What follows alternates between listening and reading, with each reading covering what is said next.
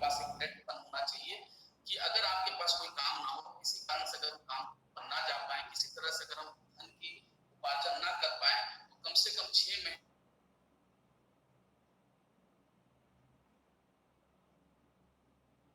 अकाल पड़ते थे। बारिश नहीं होती थी तो गांव शहर छोड़ करके भागना पड़ता था, कई लोगों की मौत हो जाती थी। फिर धीरे से इसका सोल्यूशन निकाला गया और जगह जगह पर कई नदियों पर बांध बनाए गए। जब बारिश होती थी, जब नदियों में प्रवाह बहुत होता था, तो उस बांध की सहायता से पानी को रोक दिया जाता था। और उसके बाद जब कभी बारिश नहीं होती थी तो उन बारिशों का नदियों की व्यवस्था करके उस नहर के द्वारा हमारे खेतों में पानी डाला जाता था। अब देखिए, पिछले कई दशकों से हमारे पास कभी भी अकाल जैसी स्थितियां कभी उत्पन्न नहीं हुई। जब इसके समय में अगर आप जाएंगे तो आप देखेंगे जहां पर पहले नदियों में बांध नहीं होते थे तो इस तरह की प्रॉब्लम्स आती थी। उसी तरह हमारे जीवन में भी कभी भी धन की कमी हो सकती है, कभी भी कोई एक्सीडेंट, कभी भी कोई प्रॉब्लम्स हो सकती है जिसकी वजह से हम धन का आकलन नहीं कर पाते हैं, नहीं ला पाते हैं। तो ऐसी स्थिति में हमें एक बांध की तरह, एक नदियों पर जैसे बांध बनता उस तरह से हमारे पास एक डेट फंड होना चाहिए, ताकि आपात स्थिति में हमें किसी के सामने हाथ फैलाने की जरूरत ना पड़े, हमारा मोरल डाउन ना हो, हमारा कॉन्फिडेंस डाउन ना हो, और हम अगले 6 महीने 8 महीने तक पैसा ना भी आए तो भी हमारा परिवार आराम से चल जाए। लेकिन ये संभव कैसे? ये संभव और इलिटरेसी की वजह से अभी भी लोग एक महीना काम नहीं हुआ तो अगले महीने वो सड़क पर आने की स्थिति हो जाते हैं, दूसरों के सामने हाथ फैलाने की जरूरत हो जाती है।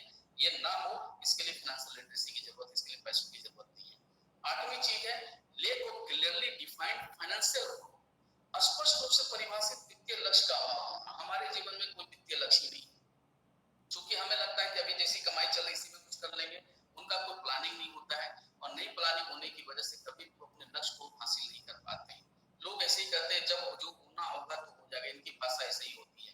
अभी मैं रिसेंटली बोकारो थर्मल में था धर्मेंद्र सर के साथ में, और वहां मैं एक सेशन दे रहा था जहां पर मैंने बताया कि कैसे फाइनेंशियल लिटरेसी की वजह से आप अपनी बेटी का जो 20 सालों के बाद जब आप खर्च करना चाहेंगे, बहुत बड़ा खर्च, आपको कर्ज लेने की जरूरत नहीं पड़ेगी। तो सामने वाले की मानसिक विकृति ऐसी थी, वो सामने वाले बोलते हैं नहीं शादी तो कई बार फ्री में भी हो जाता है। अब ऐसे ऐसे मानसिकता वाले लोग हैं। जब मैं लोगों को समझाता हूँ कि अपने बच्चों का रिटायरमेंट प्लानिंग कर दीजिए, अगले 60 साल में उनको इतना पैसा मिलेंगे, तो कई लोग ऐसे मानसिक विकृति के लोग हैं, कोई कहते हैं 60 साल तक बच्चा जिंदा रहेगा, इसकी क्या परिवार, क्या मतलब गारंटी है। बताओ कि इसकी मानसिक स्थिति कितनी लेवल तक गिर चुकी है, ये लोग इस बात को भी सोचने को तैयार नहीं, गोल कैसे फाइनेंस कर पाएंगे, कैसे ही अपने गोल को अचीव कर पाएंगे, जिनकी सोच ही नहीं है। तो ये सब चीजें हमारे देश में बहुत बड़ी कमी है। तो ये होता है इलिटरेसी की वजह से। और 9वीं चीज है अनफुलफिल्ड ड्रीम्स एंड एम्स, अधूरे सपने और उद्देश्य जो है हमारे रहते हैं, हमारा कोई सपने ही नहीं है, हमारा कोई उद्देश्य नहीं, जैसा कि अभी हमने दो लोगों का जिक्र किया। अक्सर आप लोगों को भी कई लोग ऐसे मिलते होंगे जो इस तरह की बातें करते हैं, और अक्सर हमें मिल जाते हैं ये सारे लोग। तो इनकी जो मानसिक विकृति है उस इलिटरेसी की वजह से उनको लगता है ये तो संभव ही नहीं है, तो सोचना क्यों, ऐसा उनको लगता है। और 10वीं चीज होती है four own savings and investment opportunity.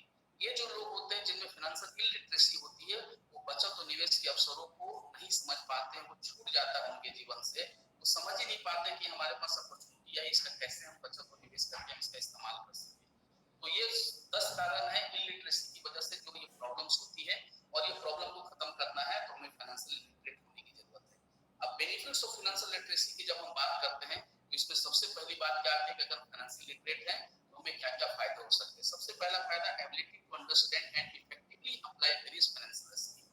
अगर हम फाइनेंशियल लिटरेट हैं तो विभिन्न वित्तीय कौशलों को समझने और प्रभावी ढंग से लागू करने की हमें क्षमता आती है। हम अलग अलग वित्तीय कौशलों को समझते हैं, बैंक और कौशलों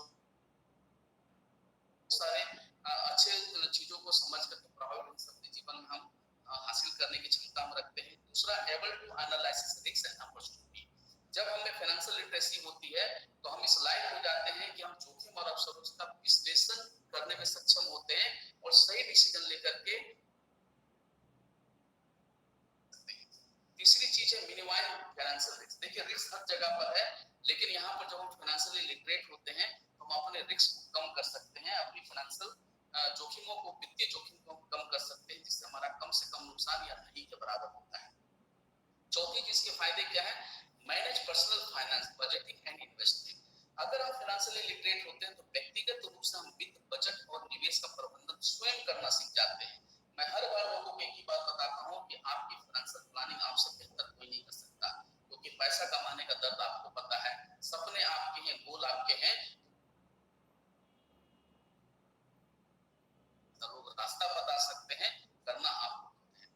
तो इसलिए ये जरूरी है कि हम फाइनेंशियली लिटरेट हो, ताकि हम व्यक्तिगत वित्त, बजट और निवेश का प्रबंधन स्वयं करना सीखें। पांचवी चीज है become self sufficient to achieve financial stability.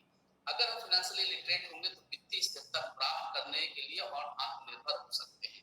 हमें वित्तीय स्थिरता रहेगी, वोलेटिलिटी हमारी कम से कम रहेगी और हम आत्मनिर्भर हो पाएंगे। किसी के ऊपर डिपेंड होने की जरूरत नहीं है, ना बच्चों पर, ना परिवार पर, ना समाज पर, ना देश पर। हम खुद वित्तीय रूप से साक्षर होकर के आत्मनिर्भर हो सकते हैं। छठी चीज है receive long term benefits of savings and investment.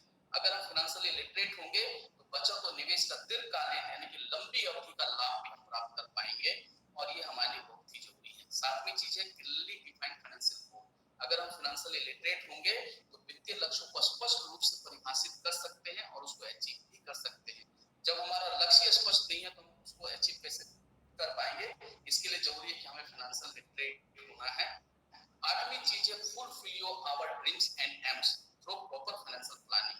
अगर हम फाइनेंशियली लिटरेट होंगे तो उचित वित्तीय नियोजन के माध्यम से हमारे सपने और लक्ष्यों को पूरा कर सकते हैं। अगर हम लिटरेट है तो ये चीजें है, और 90% हमारे देश में जो लोग हैं जिनसे ये चीजें गांव भी दूर है, इसीलिए अमीर और गरीब और गरीब हो रहा है। ये चीज देखिए ability to perform tax planning. देखिए हम टैक्स तो देते हैं, हर सरकारी काम करने वाला टैक्स देता है, लेकिन ये जब टैक्स देते हैं तो इनके पैसे इनके पॉकेट से जाते हैं। लेकिन अगर हम फाइनेंशियल लिटरेट हो जाए तो कर नियोजन करने की क्षमता हम में आएगी, हम मैक्सिमम हम अपने टैक्स को बचा पाएंगे और अपने सपनों को भी हम पूरा कर पाएंगे। नहीं तो जितने भी सरकारी नौकरी करने वाले लोग हैं उनके जीवन का, उनकी इनकम की बहुत बड़ा हिस्सा टैक्स में जाता है, और उस टैक्स को बचाने के उनका एम होता है हमारे वित्तीय लक्ष्य को पूरा करना नहीं, बल्कि टैक्स को बचाना होता है। तो अगर हम फाइनेंशियली लिटरेट हो तो इस पर भी हम काम कर सकते हैं और कम से कम टैक्स बचा करके, ज्यादा ज्यादा टैक्स बचा के उसे अपने जीवन में इसका इस्तेमाल कर सकते हैं। 10वीं चीज है understand the basic of loan and insurance. अगर हम वित्तीय रूप से साक्षर होंगे तो ऋण और बीमा की मूल बातें समझ पाएंगे और इसका सही नियोजन कर पाएंगे, सही तरीके से हम इसका इस्तेमाल कर पाएंगे और इसका भरपूर लाभ उठा पाएंगे। तो चलिए अभी मेरे ख्याल से 3 मिनट और बचे हैं, तो अगला जो सेशन है वो फाइनेंशियल प्लानिंग पर है, जो मैं नेक्स्ट सेशन में लूंगा। तो अभी 3 मिनट समय बचे हैं और मैं ये चाहता हूँ आपको बहुत मजा आया होगा, काफी कुछ सीखने को मिला होगा। लेकिन मैं अभी एक शख्स को मैं बुलाना चाहता हूँ जो चौपारण से है और चौपारण को काफी अच्छे से वो लीड कर रहे हैं। कल उनके बच्चों का जन्मदिन था, बर्थडे था।